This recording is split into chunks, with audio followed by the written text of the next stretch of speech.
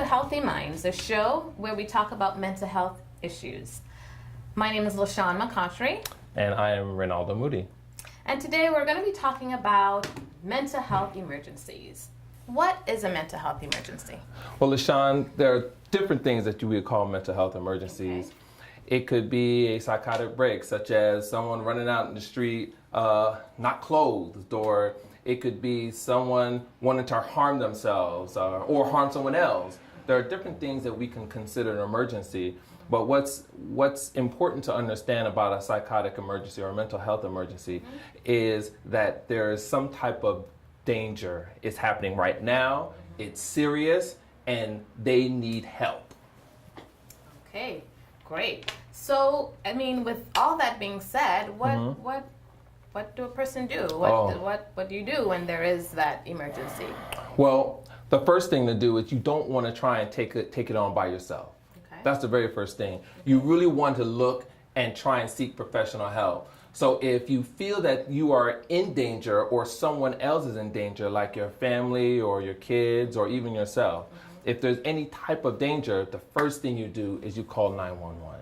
You have to call 911. Now, it doesn't mean that someone will be taken into jail just because you call 911. What it means is that the police will assess if it is a psychotic situation or if someone is breaking the law. Okay. So if someone's breaking the law, then the police at that point on scene would implement a 5150. Oh, okay. So it sounds like, just like with a medical emergency, if someone is having a heart attack or something, even with a mental health emergency, still call 911. Yes, Okay. you have to call 911 because you don't want to handle that by yourselves. Okay. They have professionals, even the police. Okay.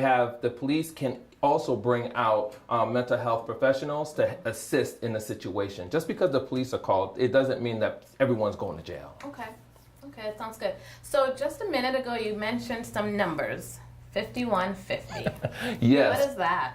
Okay, now people think the 5150 is about going to jail or you committed some type of criminal act. No, Okay. the 5150 says that there is a situation where someone is a threat to either someone else or themselves. Okay. That's what it means. That there's some type of threat and it's happening right now, and it's very important that we call 911 for the situations like that.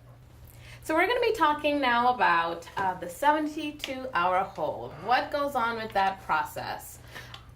Well, LaShawn, let me tell you, the 72-hour hold is really an evaluation process, and it's an assessment. It's very important that once someone is put in a 72-hour hold, that the psychiatrist sees them immediately, and we make sure that they're not a danger to themselves or anyone else. That is very important. We just want to make sure that there is no danger and everyone is safe. Yes. Good. So they're in a facility, hospital Yes. setting, correct? Yes. And there's psychiatrists and various clinicians involved. Let's talk a bit about like family, like what happens, you know? Well, If I have a loved one in that situation, you know, Yeah. I'm probably going to be pretty scared. I'm probably going to be, I wouldn't really know what to expect. it is very scary, especially when you really don't know. So what's important to know is that your loved one is safe.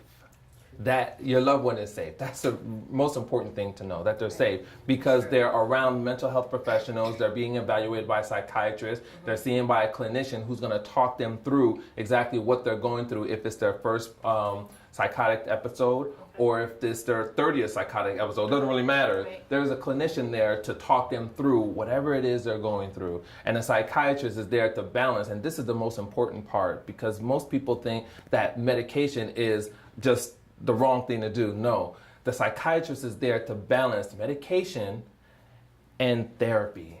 When you have both combined together, man, it's a wonderful and loving situation. So you mentioned the word evaluation. That's kind of a big word. Break it down if you can. Okay. Evaluation. The evaluation process is where the psychiatrist is developing a treatment plan for the patient. So the treatment plan will consist, okay, what type of medications they're going to be on primarily, and what their problem is. Is their problem that they're anxious, they can't stick still? Are they hearing voices? Are they seeing things that aren't there? Are the voices commanding voices, meaning are they telling them to hurt someone else or hurt themselves? This is part of the evaluation process. Okay, sounds good. So would the doctors ask them questions about, like how they're feeling and things like that? Is that a part of it as well? Very important. The client knows themselves better than anybody else. That's true. That is who we're trying to help. So the psychiatrists, the therapists, all the mental health professionals, they are going to really get into why that person is feeling the way they're feeling. They're going to get into why that person is feeling the way they're feeling. They're going to get into why that person is really, really hurting and what they can do to help. And once the patient is able to articulate, okay, what they're feeling inside, then the doctor and all the mental health staff, they can actually say, okay, well, this is the treatment plan that we're going to do for the next 72 hours. Oh, thank you, Ronaldo. That sounds good.